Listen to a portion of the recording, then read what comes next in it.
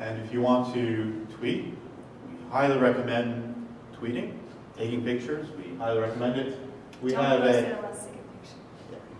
You know what? You can take a picture of me. I'm horrible looking, but you can certainly take a picture to prove that you're here. But it's at @enterprise_sales. It's ATL sales is the hashtag, and Toni is her hashtag.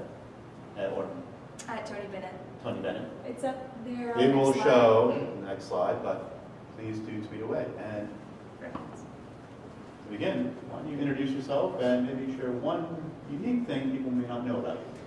All right. Well, I'm Tonni Bennett. I'm the Director of Sales at Terminus. We are a startup here in Atlanta. Thanks to these two from my team for coming to support me. Appreciate you guys.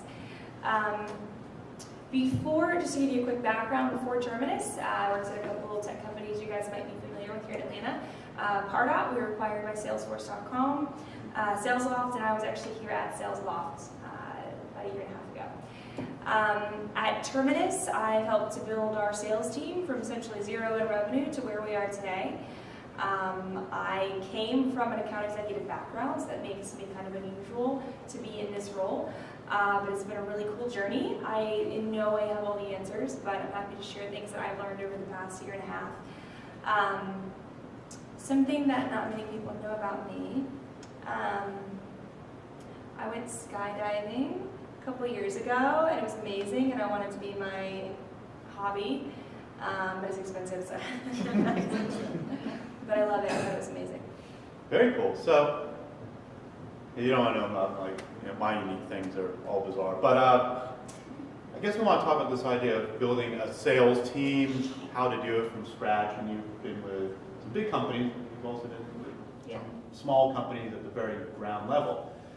And I think before we kind of dive into that, maybe talk a little bit about a little bit of the journey that you've experienced when you joined Terminus, because I think that's the most relevant part of the discussion tonight is what that journey was like when you started and to where you are now.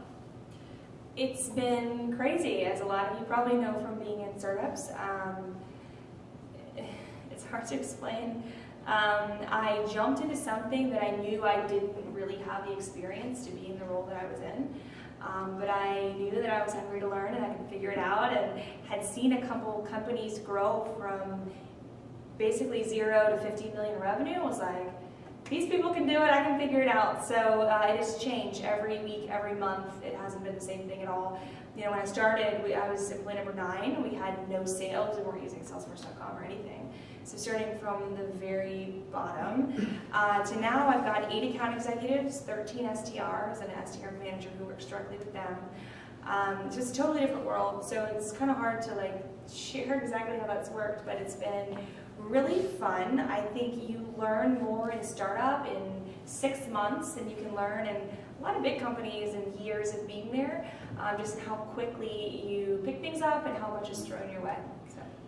So to that point, as you're starting off and you're thinking about, okay, we need to build a team, we need to actually be able to scale, we need people to do that.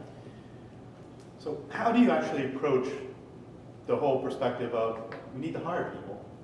How do we do that? How do we find them? What do we know that we need to actually get in terms of the types of skills and experiences? So maybe just speak to what you did there. It totally depends on the type of company that you're in. So let's see, a couple people that are in really new young companies that work for themselves. What company do you come from? Sales Development Academy. Sales Development. We develop talent for sales development positions. Cool. So kind of services. Anybody need any? There you go. Everyone needs sales dev talent. Cool. So we have kind of a mix. So the approach that I took at Terminus was, I knew coming into it that, again, I'm a newer sales leader. I don't have a big track record of being able to coach people, and also I knew that I was going to be super busy building all of our collateral, our sales pitch, everything from the beginning. So I started thinking, well, how can I be most successful? How can the company grow fastest in revenue given the type of market that we sell to, what resources I have at my disposal, and what my background is? So quick background on Terminus, we're a MarTech company, so marketing software. We sell to marketers, mostly tech companies, but a lot of different verticals can be relevant. Usually companies between 500 and 10,000 employees. And so I needed someone who had MarTech experience because I knew they would be able to get ramped up really quickly. But I also knew that I was going to be so busy building things that I would need reps that were really hands-off, that could just own a sales process, need very little coaching. So with those factors in mind, I've hired only people that have some kind of, if not marketing, technology, sales experience, at least had tech sales experience. It's a little SaaS product, this similar deal size and length of sales process. And hired guys that had 5+ years of experience, so I didn't have to train them on sales basics, that they could just come in, be plug and play, and go from there. And so, as I have talked to a lot of other sales leaders in different companies, a lot of times they say, well, I'm building a sales team, I'm just going to find the best talent out there, or I'm going to go get a big hitter from IBM and have them come join our startup. But the challenge is, sometimes the best sales rep at another company isn't the right fit for your company, so it's really important to understand who you're selling to and what the makeup of your company is to really pick the right type of profile. So I think a big reason we've been so successful has been simply because we figured out the formula of who we need. We've hired that person over and over again. Yeah, it's interesting you say that because I've seen quite often a lot of startups make the error of actually hiring someone who does have that big track record, but they came from a very good company. But they had a lot of resources. Right. When I was at Oracle, right, you could sell a lot when you're at Oracle, but then jump into pretty much the first rep at an early stage startup, where you have to build everything from scratch, and you don't have all those resources. It's really difficult. Were there certain traits that you found though that you thought, okay, this is let's build a scorecard and have these are the things that we want to see in candidates that we consider to bring on? Yeah, so I think there's two ways to look at it. One is skill set and one is kind of culture. Culture is always important, regardless of the company, regardless of the culture. You want to find someone who fits. And by culture, I don't mean everyone has to be the same. It just means everyone has to fit whatever your core values are. So for us, it is a lot about integrity and honesty. Someone who's a good person, who's a team player is really important, encouraging, cooperative. So we look for those types of traits. But also what's important is someone, again, with a track record of success. So I'm really big on calling references to actually confirm. Salespeople, and I can say this because I am one, are really good at lying. So they'll come into an interview and say they had the best track record at the previous job. You have to confirm that. But also the best test for me is I make them run through a demo with me. So every new sales rep we hire, in the interview process, they have to demo their current product for me. If they're not able to ask good discovery questions and give a demo that speaks to how this tool is valuable for me specifically, then they just don't make the cut. And I can't tell you how often people who seemed really great from interview number one come in, they're just not able to articulate the value of their product. They ask you questions and then they just demo the product as if you're everyone else. And so that's the biggest thing that I look for. The person has to be able to talk value. The challenger sale model, I'm sure most of you are familiar with, the relationship builder doesn't win anymore. You can't just be the nice guy and people are going to buy from you. They have so many people calling them. You have to show value. And so I really try to test for that more than anything in the interview process. So is there one thing that you always do in the interview to kind of suss that out? Do you have them do their pitch? Do you have them actually try to maybe pitch or present the value proposition to Terminus? Is there something along those lines? Both. So on their demo, we'll set up 20 minutes where they come in and they act like, again, I'm a buyer of their technology. Since most of my reps have come from marketing and software background, I kind of already know their technology, so it makes it easier. But I have them, again, go through a discovery with me and then demo the product. Also, and sometimes I do it on interview one, sometimes on interview two, I will explain some stuff about our business and our value prop with them. And for one, start to ask questions. What do you know about this? What do you think about this? To see how much research they did. It's a red flag if they don't know anything. And then also through that, you start to have a conversation. And you give them some of the answers, but then once you complete the picture, I'll ask them, so the two most common objections we see are this and this. How would you answer this one? And so they really have had to have done their homework and listened and absorb the conversation. We just had to answer that. And so if they can very quickly pick up, even if their answer isn't perfect, if they've shown they can pick up the concepts and speak to it on the fly, then that's a good sign. Okay. I think the other side of hiring is you're bringing on folks, but what are you having them to do? And so early stage, it's very difficult to say, like, this is our process, this is our playbook. Yeah. So how do you think about what reps should be doing on a regular basis to start to get to a point where you may have some level of repeatability, some things that give you indication of, yes, this is a qualified deal, this is a deal that's winnable, that these are steps that we're going to take that can close this deal on a more repeatable basis?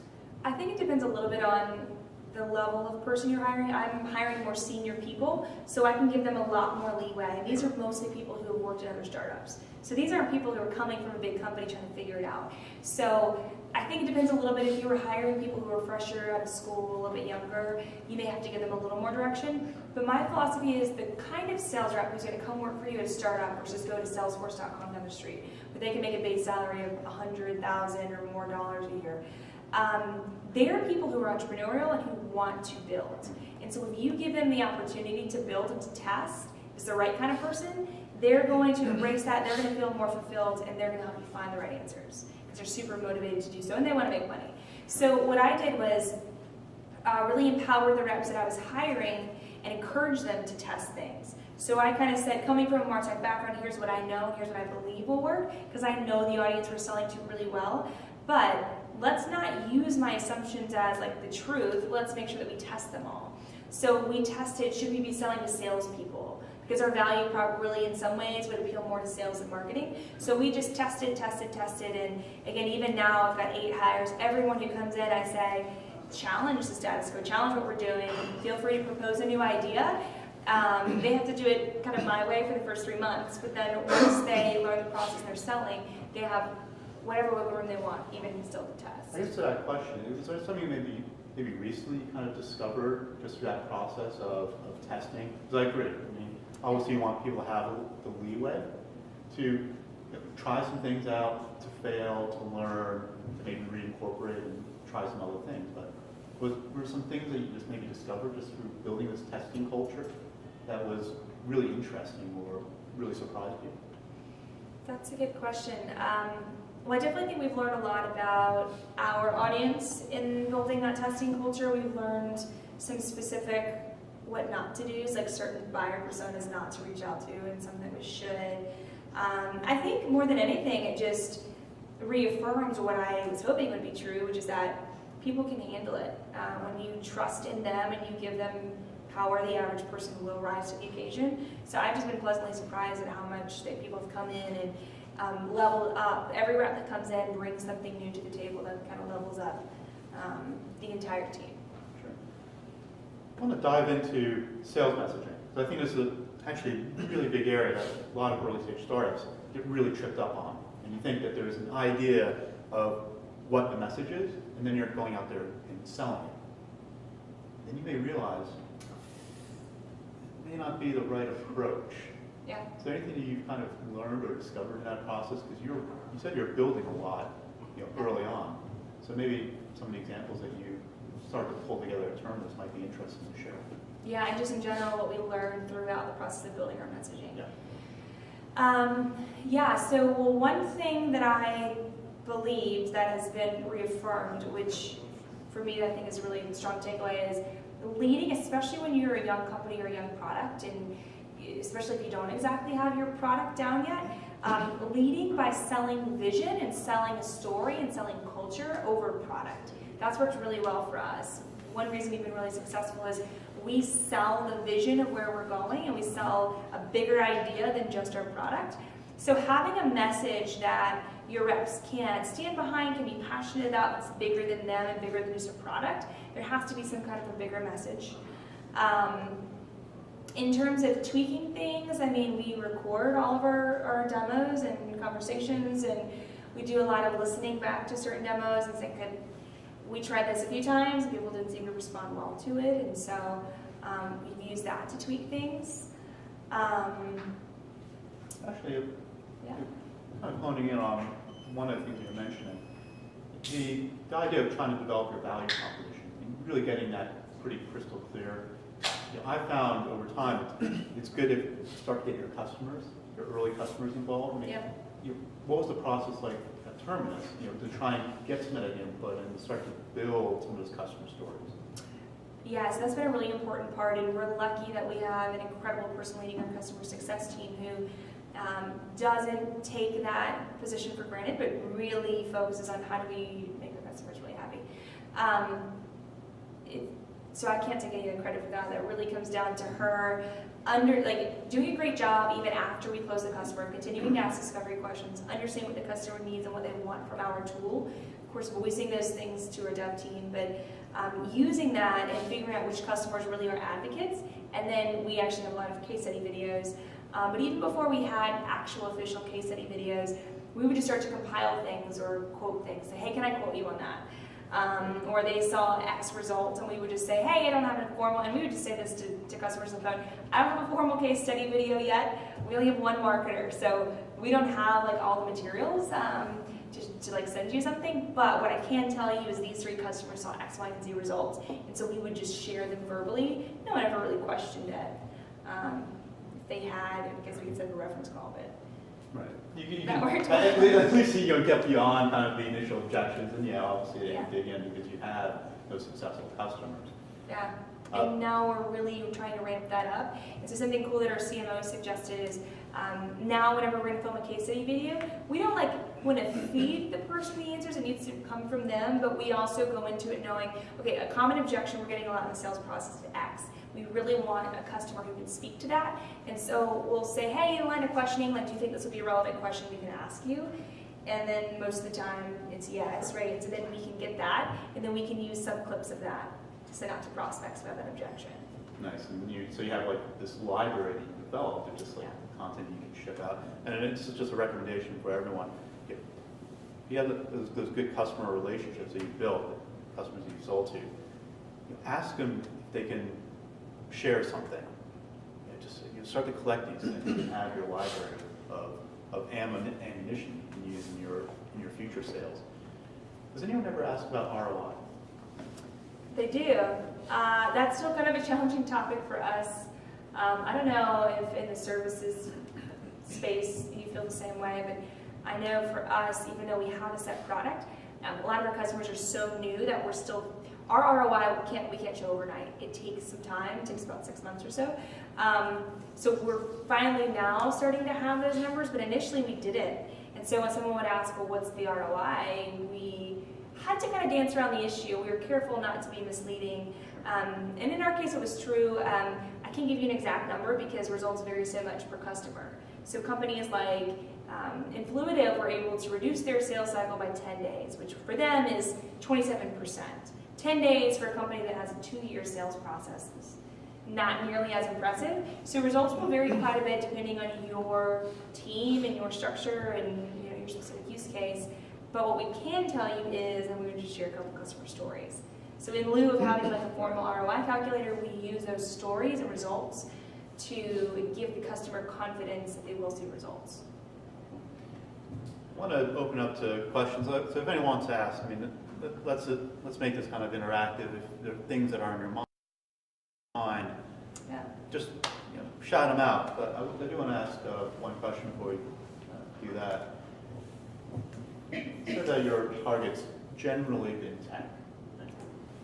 How do you kind of go about kind of figuring out what would be your ideal customer profile and who you would target? And can you speak to maybe some of the processes that you use to actually build out your target? I'm a big believer in keeping it super broad at first. Don't assume you know the answer. Test everything. So we first kept our audience really broad, but we figured tech is going to be the early adopter. So we did focus more heavily on the tech space. But then, and right now our SDRs can speak to it, we've gone through a lot of tech companies, so they're doing a great job of starting to explore other avenues. And then we try to do a good job of keeping, which we don't do the best, I would say, but we try to do a good job of keeping score on, okay, healthcare didn't seem to be as in tune to our value prop. We're not quite as ready to buy, where automotive was a lot more receptive. So we've tried to do a good job of keeping those notes, but I would say it's always better to keep it broader when you're young, but work to find out as quickly as you can what's qualified and what's not. And you just have to keep notes, preferably in Salesforce, so you can learn from it and continue to hone in on it. We continue to hone in on ours. I would say ours is still a little bit broad by design. We would rather get more at-bats for our reps than... Actually, it's an interesting point, because you have you're the SDR manager for the team? Oh, no, we're just SDR. Yeah, just SDR. Gotta get this one figured out next time. Maybe that would be a future talk. But you have an interesting model, because I think the whole sales development arena is so new for a lot of companies, and just new in general, that you see a lot of different models. Yeah. And we were talking just before about kind of your ratio of SDRs to AEs.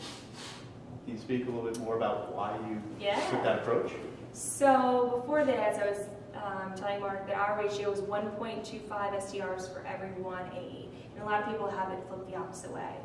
And I actually think SalesOff was the one who started to challenge that thinking, or at least maybe not the one, but one company that originally had a bigger ratio.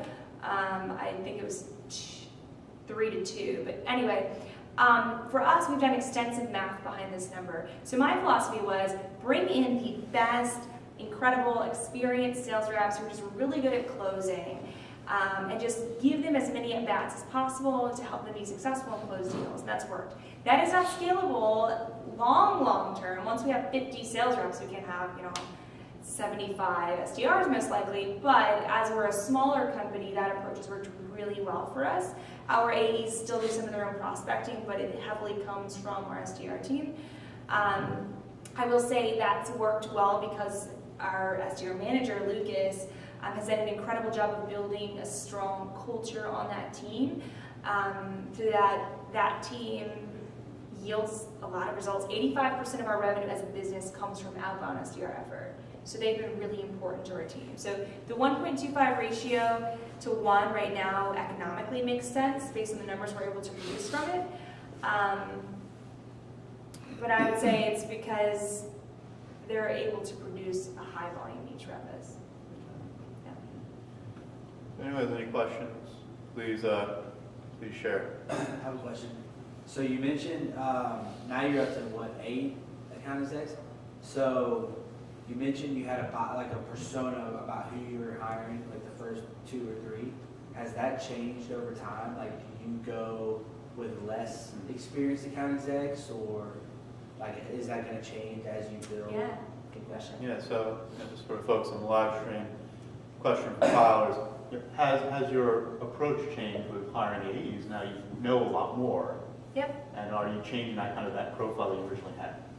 A little bit. Still, for the most part, it's the same. But I will say some of the people, like Zach, who a lot of you guys know, who are almost that lone wolf mentality where they can go out, sell, they don't need much handholding. I certainly still like that target, but I don't need as many of them. But also, I think the more important factor in that is our SDRs. So these 2 guys right here, for instance, both are going to be coming due for a promotion. Jim is up, and I guess still a few months away. But we have a very clear outline for how an SDR can become an AE. And when they get to that point, they won't have nearly as many years of experience as my other reps. So we're going to absolutely make a space for them because we want to build that kind of culture where they can have that career path. So what we do is 6 months into their term, we go ahead and start AE training then. We don't wait. We start training them on, and that also keeps them motivated because the SDR job can be challenging.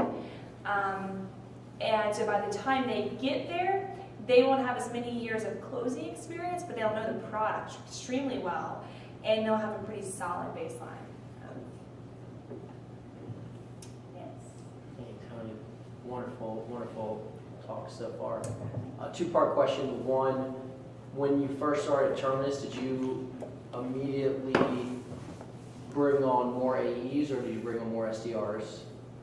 And then also, being that it was you, Eric, Sangram, what steps did you take to recruit the first couple folks? Yeah. So again, for folks over on the video, this is the first question. Do you hire AEs first, SDRs first, and what was the approach? And also, with the founding team, how did you actually wrote about your approach to recruiting? Yep.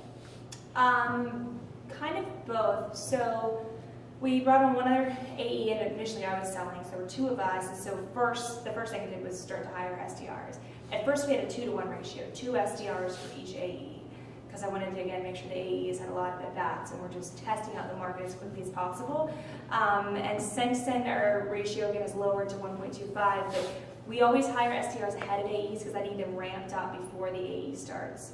So I hire, it's interesting because my hiring determines customer success and SDR hiring. So I set how many AEs that I need to have in a given quarter, and the SDR team hires ahead of me to make sure they've got enough headcount to support my team, and customer success hires ahead of me to make sure they've got enough to cover or account for that many new customers. So I think the SDR piece has been really important to us to hire for first. Second part was, how do you? Just what was your approach to recruiting at the very early stages? Yeah. Besides put Sangram on Twitter. Sangram's been great for recruiting. You have, I do have to say, like, your CEO is pretty darn He's our CMO, Oh, CMO, sorry. which is crazy because he's the one who's most vocal. Yes, your Yeah. CMO, who I mistakenly said CEO, That's because fine. it seems like he's so out there. Yeah. But very, like, just, he is a casebook example of a really great social media presence. Yeah. Like, I learned from him, so anyone out there, just check him out, follow him, he's amazing. But to speak to that, how we hired, Early. yeah, when you're hiring early and you don't have a whole lot of numbers yet to show for it, it's a mix of selling the dream and finding the right person. And so you need to find the person who, again, wants to build, is hungry to be a part of something at the very bottom, and someone who gets it. Someone fresh out of school usually is the best hire, unless sometimes you get that person fresh out of school who for some reason just does get it, and you're like, I don't know where you came from, but you're incredible. But usually they have to have had some experience that prepares them for it. But you really need someone who can work pretty independently, can pick up things super fast, who just has a good instinct for things. Did you reach out to them or did they reach out to you? Both. We didn't get very many good candidates coming to us because no one knew who we were. So we had to go after them. And what was your outbound recruiting approach? I think sometimes Yeah. everyone has like a different formula for that. Well, for one, we tried to get everybody in the company to tweet and put stuff on Facebook to spread the word as much as we could. Certainly use the Atlanta tech community like ATV to get the word out. And then did a lot of searching on LinkedIn to find people. So what I do is I reach out to someone who I think has the right potential and send them a note, something to the effect of, hey, I'll be honest, I don't really know much about you yet, but from your LinkedIn profile, it seems like you might have the skills to be really great in this role. If you're interested in something new or you have the chance to help build a company from the ground up, to help be a part of building our team and our culture, I would love to talk to you. And so we did a lot of outbounds. I guess we had a mix. I mean, we had some people start to come to us. The key was once we got them, being able to vet out quickly if they had the right chops to do that kind of role, and then to be able to articulate to them the vision of what we were building and get them excited about it. So it wasn't using any recruiters or using any sort of paid job board type thing. It was social and just you going out and saying, this looks like the profile. We folks do want. now. I use recruiters a fair amount because I don't have much time to do that. But early on, we hunted them. You're about to hire some hires? Yeah, we're hiring 4 right now. SDRs? Yeah, SDRs. What's your ratio of SDRs to AEs going to be? It'll probably be 3 to 1, 3 to 2. Or yeah. So 3 SDRs to 2? Mhm. And I'll also be selling. So we'll hire 3 SDRs, 1 AE. Cool. Maybe an interesting question, because you were starting to hire SDRs, right? What's been like the ramp up time for folks, and how do you getting them on board quickly? Yeah, so we don't have a big formal training process, but need them to be up to speed. So for one, when I hire someone, I let them know immediately. The expectation, and I tell this to my AE, so our sales cycle is 64 days, and I expect them to be able to hit half quota in month 2 and full quota in month 3. That's not really a fair expectation because when you look at the math, that doesn't really add up, but it doesn't matter. I need those numbers from you when you come in. So it's very clear on day 1. I tell them you're going to make a lot of money here if you work hard. That also means my expectations are extremely high. So I need you to come in high. I need you to learn the material within the first 2 weeks that you can get on the phones by week 3. You've got to be able to manage your pipeline and make some stuff happen quickly. So some of it is just kind of getting that, like verbally telling them, getting them bought into that excitement of. And that's at the AE level.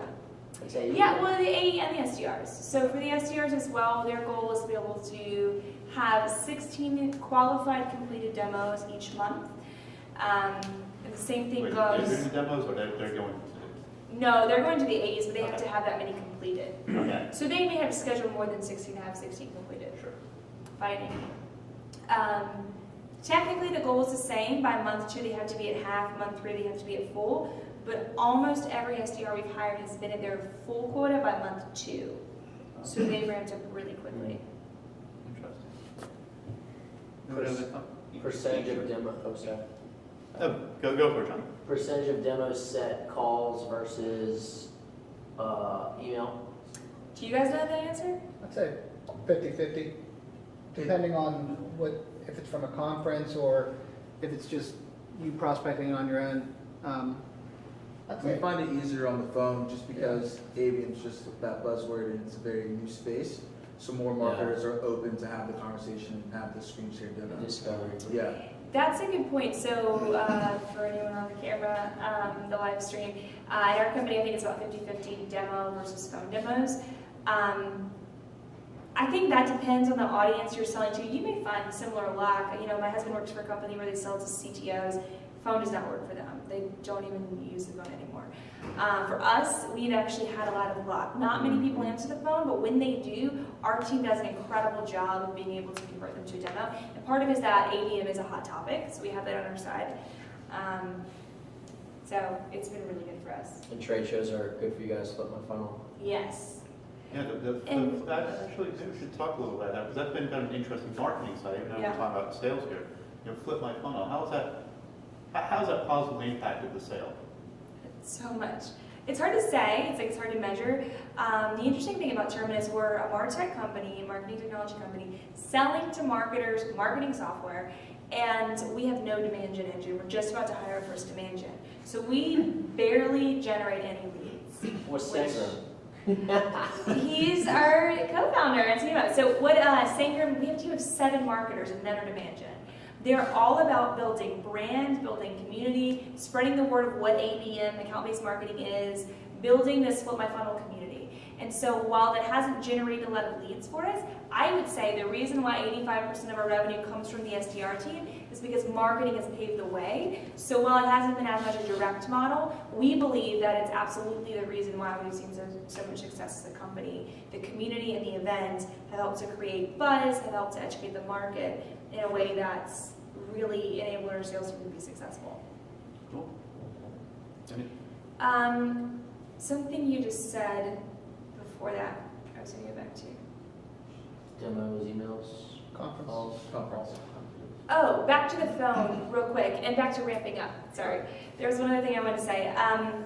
In terms of getting people ramped up quickly, especially SDRs, instead of classroom formal training, we do a little bit of that, but it's a lot of talking through things and getting the person to talk through it. And so I know I like drive my team crazy sometimes because when they first come in, it's we'll talk to them and we'll share something, and as soon as we're done, you present it to me now. You go through it with me. On day 1, there's this open culture for cold calling where I can walk by someone's desk day 4 in the company and just say ring ring. And even though they're standing in a group of like 15 other people, there's no embarrassment, there's no judgment. It's very open where whether you do well or you don't, there's a culture of feedback and of not being afraid to speak in front of each other. Just out of curiosity, I mean, because I'm a big believer in developing a really tight collaborative sales culture.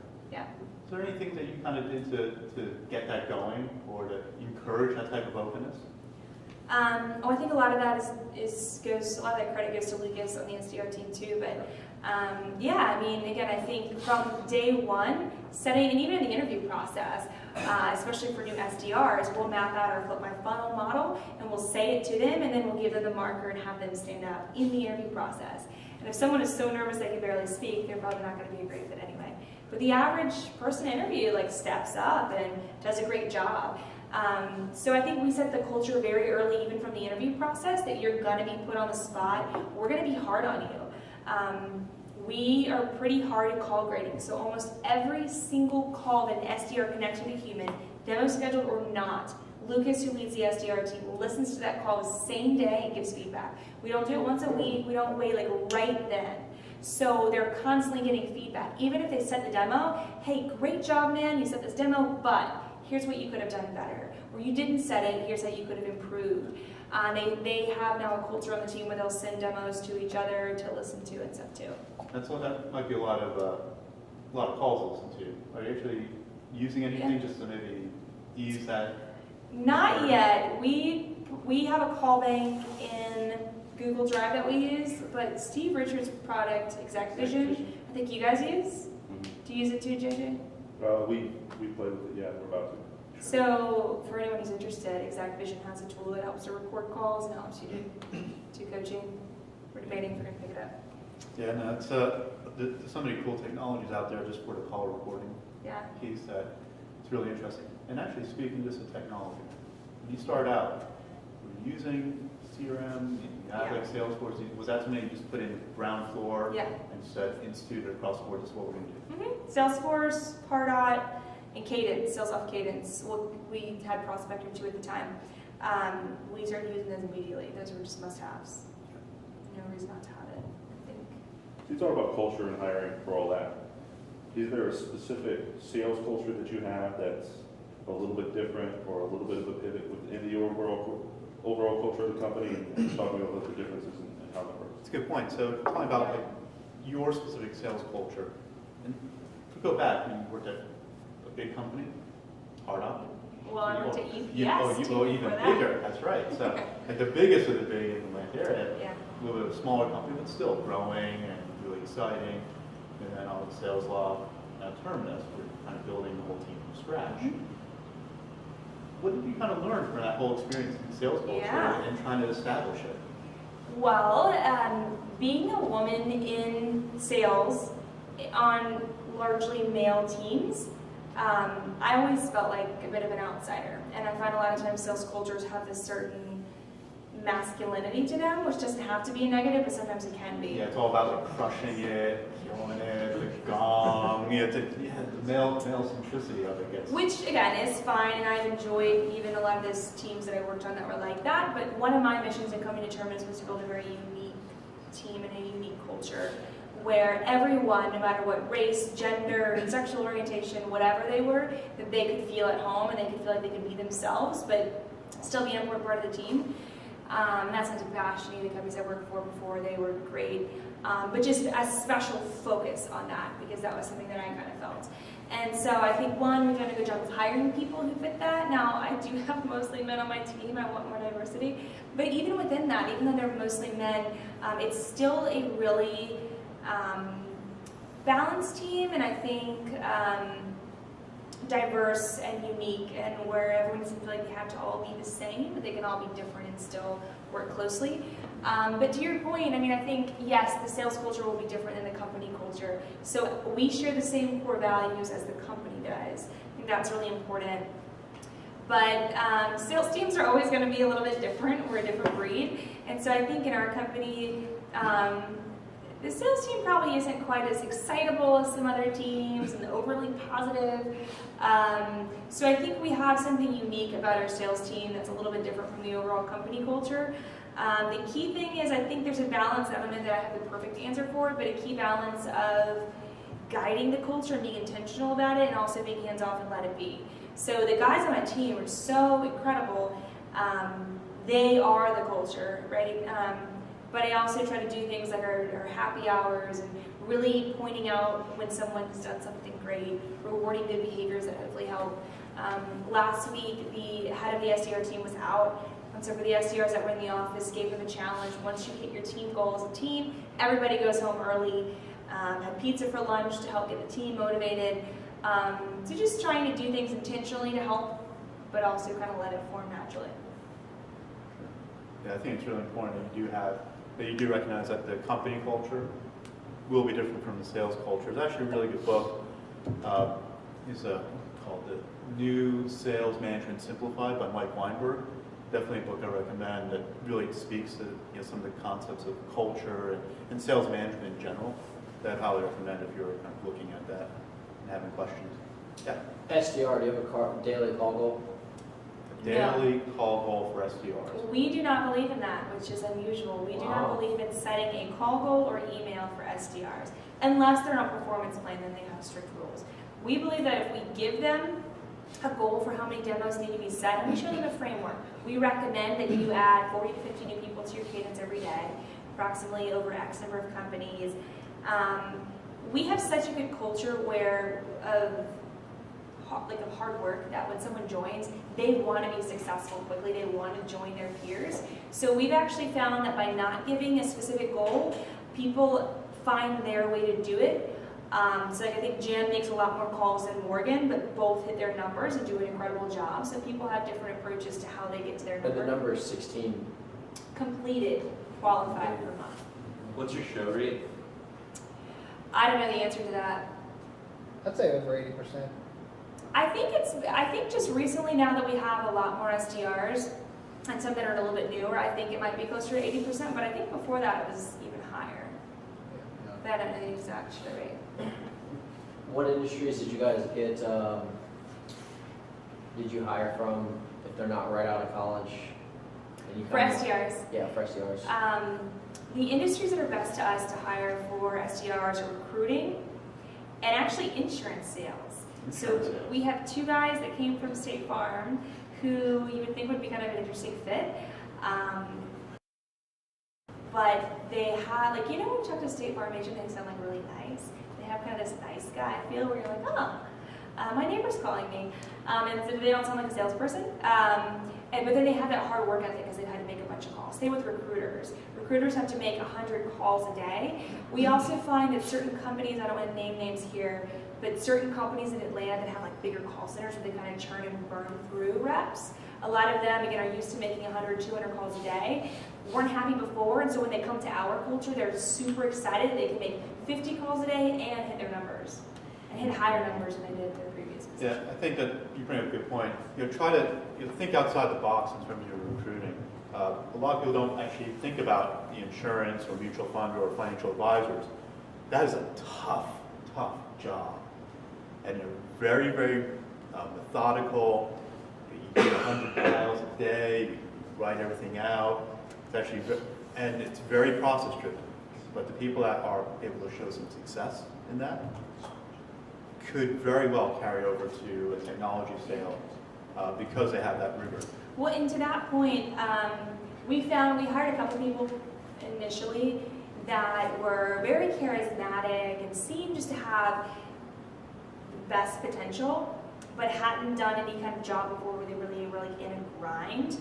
And often those people didn't work out for us very long. They self-selected, they left the company because they didn't expect, the SDR role is hard in any company. I would say in our company, hopefully it's more enjoyable than most. I'm just saying this to my SDRs over here, but it's still a grind, right? It's hard to make the cold calls or be told no. So we found that you have to find someone who, if they don't come from a job that was a grind, they have to be able to articulate an interview like, I'm hungry, I'm passionate, they have to have something really driving them, because even people with the best potential, if they didn't have something really pushing them, they just haven't been successful.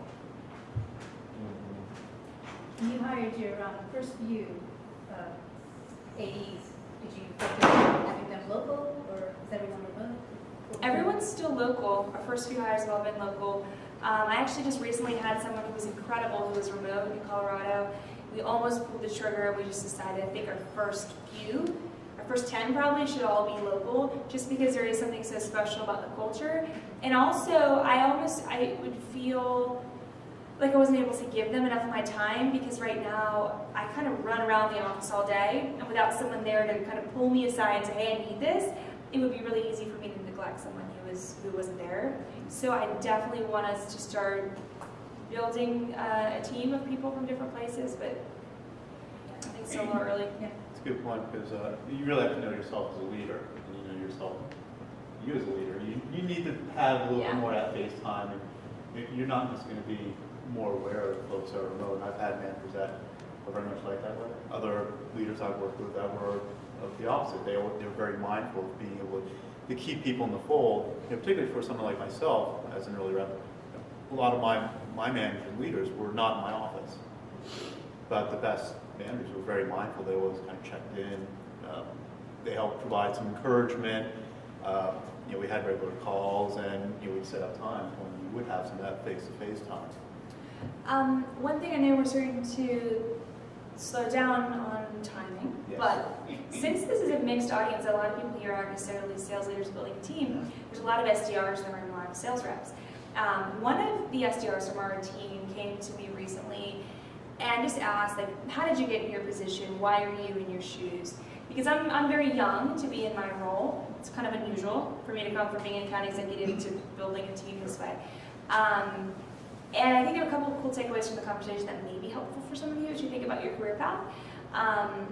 So after I shared, which I can share with you in a second, like how I got where I am, then his next question was, well, how do I get to where I want to go? Like, can you help me to articulate that? And so I think a lot of young people, and I was the same way when I first started my career, you think you're supposed to go to a job and do what's expected, and do what's told. If you do it really well, someone will notice that and they'll come to you and say, hey, you've earned a promotion. That's actually not the way it works. The more that you go above and beyond, the more that you challenge the status quo, the more that you go to your boss and say, hey, respectfully, I actually don't think this is right. I think we should try this instead. Or, hey, I think this might be really valuable. Can I test this with half the team? Or you take it upon yourself to do an A/B test on a new email template, and then you share it with your boss and say, hey, this one worked much better. It's the people who are constantly going above and beyond, being able to think more strategically than just doing their daily job that really stand out.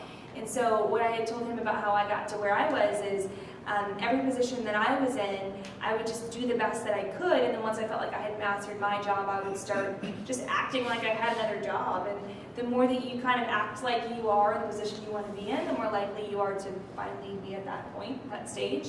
So some of you who are kind of young and thinking like, how do I get to where I want to go faster? My advice or encouragement would be, don't let people tell you what to do. Of course you have to listen to what your boss says, but if you have an instinct about something, you're probably right, you should try it, you should voice it. You should always be very honest with your manager about where you want to go in your career path. This particular SDR from our team said, well, I was afraid to share where I wanted to go with you because I thought you might think I was ungrateful for the job because I've only been in this position for 4 or 5 months.